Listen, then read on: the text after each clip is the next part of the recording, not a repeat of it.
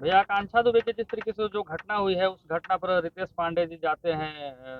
घटना के जो घाट पर जहाँ पर उनको नष्ट किया गया वहाँ भी रितेश पांडे जाते हैं। इंडस्ट्री बहुत बड़ी है, नष्ट नहीं, भोजपुरी देखिए। परिवार सब एक हैं आप लोग, लेकिन सिर्फ रितेश पांडे ही और अक्षरा सिंह ही क्यों जाते हैं वहाँ हीरोइन से मिलने। देखिए, उसको हम लोग अंतिम संस्कार बोलते हैं सनातन में, जी। जो मणिकर्णिका घाट पे हो रहा था। और हमारे सनातन ने, हमारे धर्म ने हमको ये सिखाया है कि आप किसी के अगर भले सुख में शामिल ना हो, लेकिन उसके दुख में शामिल होना चाहिए। और मैं पता चला कि अंतिम संस्कार हो रहा है मणिकर्णिका पे। मैं उसी दिन मुंबई से आया था, तो हमारा फर्ज था कि मैं गया, जाता, और जाना चाहिए था, और मैं गया।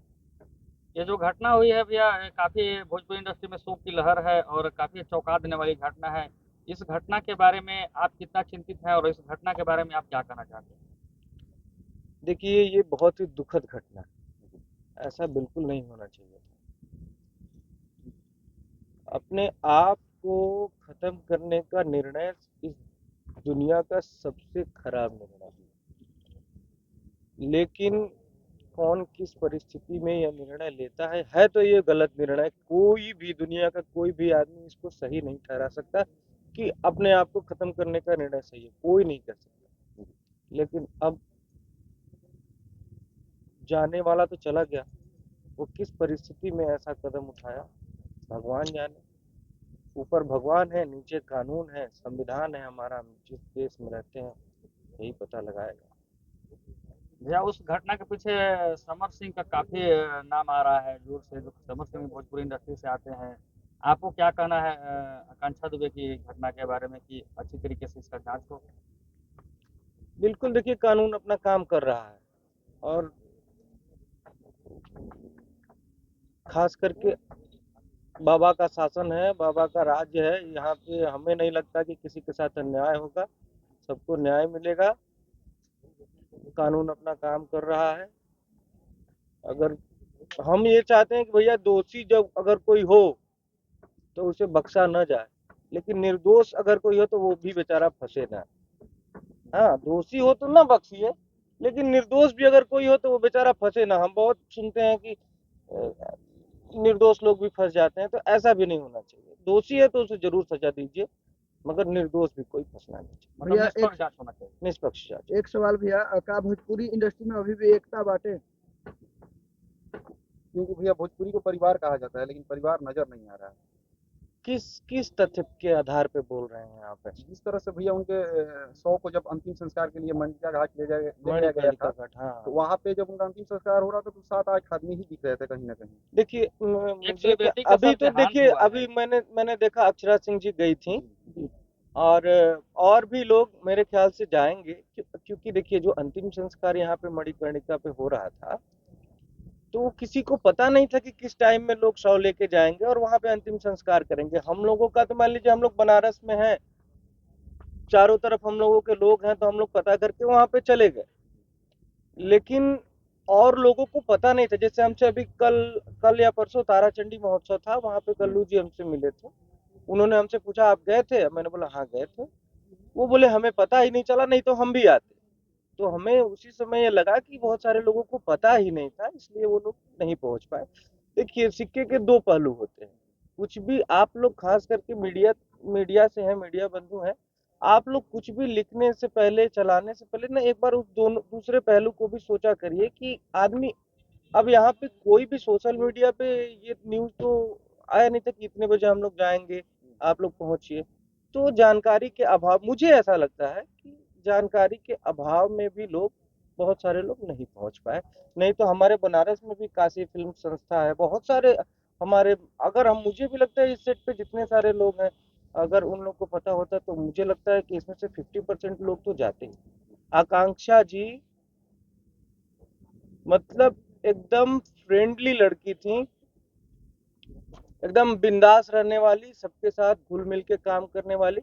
तो मुझे नहीं लगता है कि किसी को अगर पता चलता तो उनके अंतिम संस्कार में नहीं पहुंचते। जिस तरह से भैया उनके बॉडी को जब होटल से लेके जाया जा रहा था, एक पिकअप में लवारिस के तरह उनके लाश को जब इस तरह से लेके जाया जा रहा था, क्या एक एम्बुलेंस नहीं हो सकता था? मैं ये जानना चाहता हूँ। इस ये पे तो आप क्या देखिए कहेंगे? क्योंकि वो प्रशासन का सेलिब्रिटी काम है, थी। ये प्रशासन के अंदर का मामला है, इस पे टीका लेकिन टिप्पणी भैया करना। सेलिब्रिटी थे, इंडस्ट्री की वो भी थी, सेलिब्रिटी थी, जो कुछ ऐसे कुछ नहीं है, उनको तिरंगा में भी लपेट कर ले देखिए जाया भैया, जाता है। हमारे ख्याल से जो शासन प्रशासन और संविधान की नज़र में हम सेलिब्रिटी हैं या कुछ भी हैं, सारे नागरिक एक समान हैं। हम आप ये सब लोग एक समान हैं। सेलिब्रिटी हैं, ठीक है, ये जनता का प्यार है, लेकिन मुझे नहीं लगता कि संविधान की नज़र में, कानून की नज़र में कोई अलग है।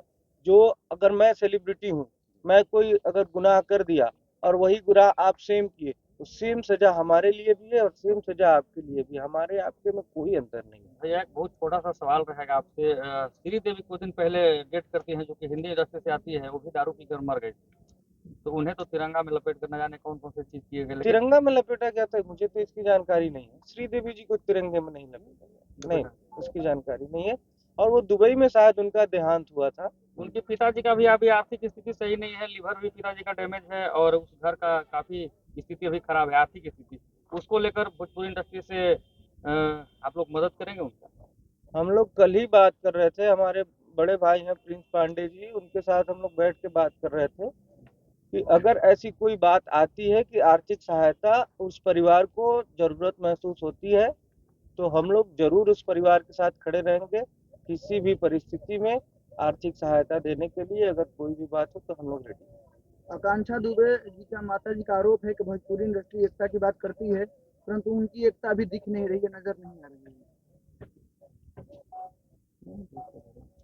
अब देखिए, इसके बारे में मैंने बताया, एकता तो है भोजपुरी इंडस्ट्री में, क्यों नहीं एकता है। हम लोग एक परिवार के हैं और ज्यादातर भोजपुरी इंडस्ट्री में काम करने वाले लोग या तो उत्तर प्रदेश से हैं या तो बिहार से हैं। और आप समझिए कि बोली एक है हमारी, बोली एक है। अगर आप देश से बाहर जाते हैं एक तरीके के बोलते हैं, अरे यार, अगर आप देश से बाहर चले गए, दुबई, दोहा कतर या मलेशिया या जो भी है, लंदन वगैरह, तो अगर आपको कोई आदमी भोजपुरी बोलता है दिख जाएगा, अरे यार तू तो हमारे और के बड़ा हम, तो ये एकता होती है। तो हम लोग तो भोजपुरी साथ में बोलते हैं, भोजपुरी इंडस्ट्री में कार्य करते हैं। आज सबका घर चल रहा है भोजपुरी इंडस्ट्री की बदौलत, तो एक परिवार तो हम लोग हुए ही। अब ये है कि किस बात पे किसका मत मिलता है। अगर हमारा आपसे मत नहीं मिल रहा है तो जबरदस्ती तो नहीं मिला सकते ना। कौन किस मत का है, कौन क्या सोचता है, इस पे अपना सोच आदमी दूसरे पे थोप नहीं सकता है। हमारे भोजपुरी इंडस्ट्री में अभी 3 सांसद हैं, किसी का अभी कोई बयान नहीं आया है। किस मामले में? आकांक्षा दुबे। उनकी मां के सांसद का है। नाम था कि 3 सांसद है, वो भी भोजपुरी रवि कलाकार किशन हैं। का- दिनेश लाल यादव, रवि किशन जी और मनोज मनोज तिवारी, लेकिन उसका किसी का बयान नहीं आया अभी। किस मामले में? इस मामले में आकांक्षा क्या मतलब? माँ का आरोप है कि भोजपुरी से 3 सांसद है, जी, कोई आवाज नहीं उठा रहा है। यूपी के मामले में बोल रहे कि यूपी में हम हैं और सरकार से मांग करते हैं, और 3 सांसद हैं भोजपुरी इंडस्ट्री से। हमने तो देखा था दिनेश भैया का पोस्ट, और भी बहुत सारे पोस्ट देखे थे, उन लोगों ने पोस्ट तो डाले थे। अब हो सकता है कोई उनका निजी कारण हो जिसकी वजह से अभी नहीं कर रहे हो सकता है कि कर भी रहे हो। इसके बारे में हमें कोई जानकारी नहीं है, इस पर कोई टिप्पणी क्या नहीं। रितेश पांडे जी इस केस में सीबीआई जांच की मांग करते हैं? बिल्कुल, अगर परिवार संतुष्ट नहीं है आपके पुलिस के जांच से, वैसे मुझे लगता है कि उत्तर प्रदेश पुलिस बहुत सक्षम है। अगर आप उत्तर प्रदेश की पुलिस के जांच से और कार्रवाई से संतुष्ट नहीं है तो ठीक है, हम लोग सीबीआई जांच की मांग करते हैं। आपको क्या लगता है किस कारणवश आकांक्षा दुबे जी ने सुसाइड किया होगा? क्योंकि उनके पास शोहरत थी, दौलत भी था, फैन फॉलोइंग था, सब चीज मौजूद था। आपको क्या लगता है क्या कारण हो सकता है कि एक देखिए, अब मैं पहले ही बोला कि जाने वाला तो चला गया, उसके मन में क्या था वो उसके साथ चला गया। अब हम अपने क्या कयास लगाएं? ये कयास लगाना गलत होगा, क्योंकि ये सबसे बड़ा डिसीजन है ना, अपने आप को खत्म करना सबसे बड़ा डिसीजन है। तो इसको लेने के पीछे क्या मानसिकता रही होगी, कितनी पीड़ा रही होगी, हम आप कह के इसको समझा नहीं सकते, बोल नहीं सकते। ये आने वाले जनरेशन की आप क्या कहेंगे कि ऐसा कदम वो ना उठाए? हम आने वाले जनरेशन के लिए यही कहेंगे, भैया ये जीवन बहुत अनमोल है, बड़ा भाग मानुष तन पावा, बहुत अनमोल है जीवन। आप सब कुछ कर लीजिए, इसे खत्म ना करिए। आपको नहीं मन लग रहा है इस सांसारिक जीवन में, त्यागिए ये सब, भगवा पहनिए, मटकी उठाइए, जाइए हिमालय में तपस्या करिए, धर्म की सेवा करिए। चाहे आप जिस धर्म से आते हो उस धर्म की सेवा करिए, धर्म का प्रचार करिए, धर्म के लिए जीवन अपना दे दीजिए, प्रभु को समर्पित कर दीजिए, लेकिन उसको खत्म ना करिए। खत्म करेंगे, खत्म करने से क्या, आपसे जुड़े लोग कम से कम, जिस किसी के ऐसा ख्याल तो पहली बात आना नहीं चाहिए। आने वाले जनरेशन की आपने बात किया, तो अगर आए भी तो अपने माँ का, बाप का, अपने परिवार का मुंह देखें, और अपने आप को खत्म करने से अच्छा है कि ये सांसारिक जीवन छोड़ के कहीं और चले जाए। कम से कम परिवार वालों को, आसपास के लोगों को संतुष्टि हो रहेगी कि ठीक है, धर्म के काम के लिए गया है, अच्छा कार्य कर रहा है। भैया एक आखिरी सवाल रहेगा, आज रामनवमी है, तो रितेश पांडे जी का अक्सर गाना भी सुनने को मिलता है हर त्योहार के लिए। पहले कोई राम भगवान पे 2 लाइन हो जाए और एक जय श्री राम का नारा तो बनता है। आप सभी को रामनवमी की बहुत बहुत शुभकामना।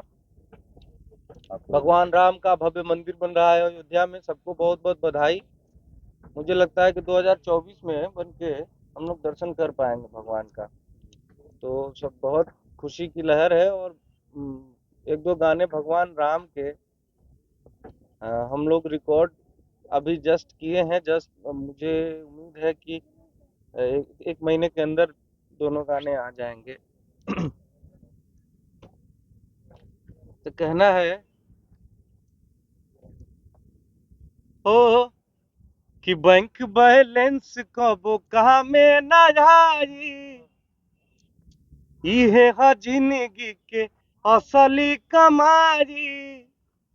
कि छोड़ा माया दुनियादारी के, देख ला प्रभु जी के सरनिया में आके, कि राम जी के नामवे मिठाई लेखा लागे, राम जी के नामवे मिठाई लेखा लागे। भगवान राम का नाम लीजिए। जय श्री राम। जय बहुत जय धन्यवाद श्री भैया। राम। बहुत धन्यवाद।